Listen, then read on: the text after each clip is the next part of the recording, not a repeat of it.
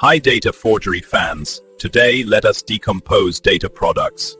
And let us have a close look into data definitions. Those shall be concise but comprehensive.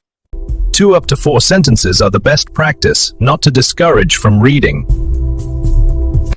Using jargon-free language to describe the data element's essence. The role, function or value of the data element in business processes or operations. Further characteristics are valuable, as data type, format, enumerations and context for those. Next would be relationship of the data element to other data elements, entities, or business concepts.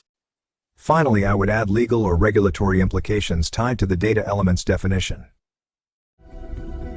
Let us accept that defining data is something between science and art. I wish you to be the finest artist while doing definitions and looking forward to meet you next time.